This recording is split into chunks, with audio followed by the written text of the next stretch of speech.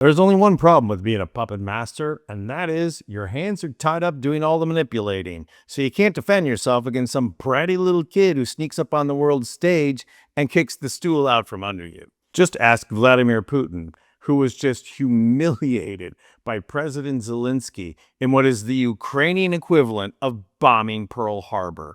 As several sources are now reporting, Putin's whole Trump strategy, not to mention his whole war plan, is in tatters.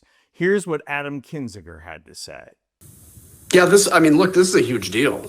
I would actually say this is right there with when Ukraine had their very successful counteroffensive. Potentially taking out a third of Russia's bomber force is what this could potentially be, is a hit like no other. And keep in mind, Ukraine is actually winning this war as a defending country. All you have to do to win is keep defending until the attacker runs out of combat power. At the beginning of the full-scale invasion, Russia occupied 30% of Ukraine. Today, it's 18%. They've lost 1 million men, casualties in that process. Up until this point, Russia's been attacking indiscriminately civilian targets in Ukraine all week, all month, and frankly, the entire war. Kinzinger's point about Ukraine attacking legitimate targets while Russia plays dirty by attacking civilian targets points to another way in which Putin has been humiliated, and not just morally.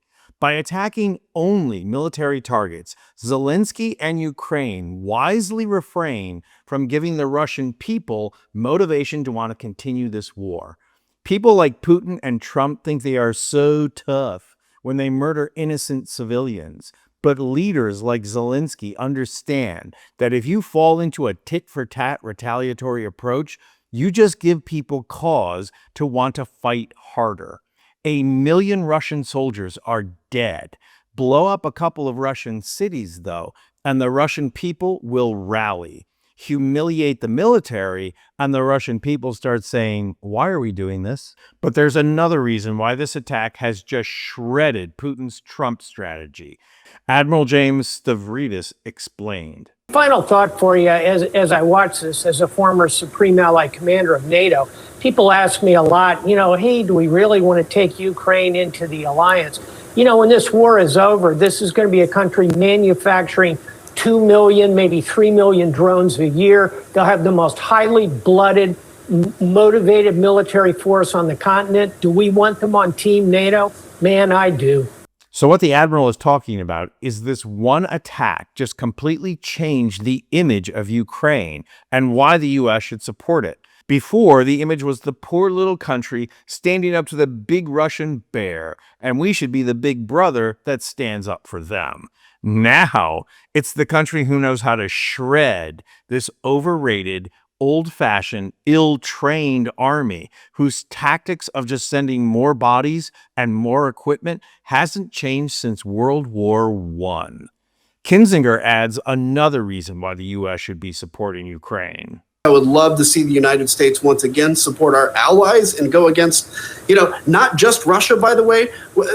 Ukraine is fighting Russia, Iran, China, and North Korea. They're like all enemies of the United States. So it might be really good to support Ukraine at this moment. And that is another huge dent to the image of Putin as strongman.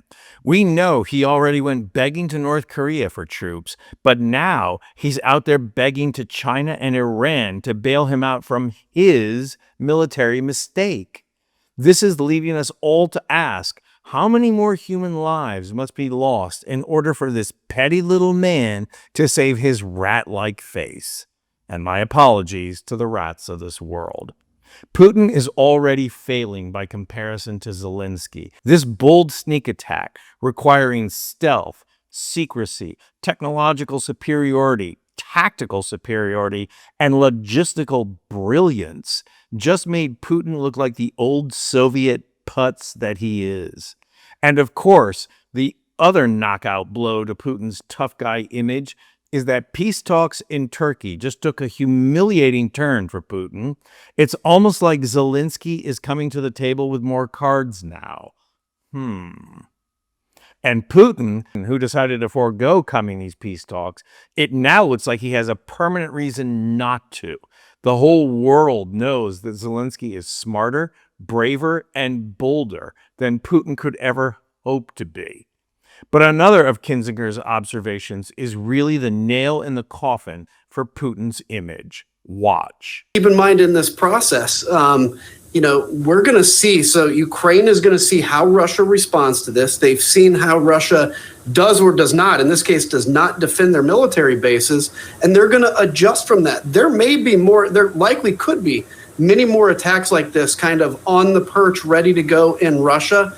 And now all of a sudden, Russia has had to go from defending its air bases and its military stuff, basically, within whatever, 500 or 1,000 kilometers of the front line to the entire amount of Russia. And really, what Kinzinger is saying is that there is no reason to think that all the drones were deployed. It's not a matter of Ukraine trying to sneak more drones in. It's that they could already be there. Putin now has to run around and make sure there aren't more drones, while at the same time find ways to secure his air force. That makes him look weak and vulnerable. And to top it off, with the destruction of his bomber force, it's not likely that they have the air power to threaten U.S. territory anymore. The U.S. Navy and Air Force will no longer have to scramble to counter Russian incursions, and that makes us safer. So, J.D. Vance, I think you owe Zelensky an apology. Reporting from Rome, I'm Anthony Vincent Gallo for Occupy Democrats.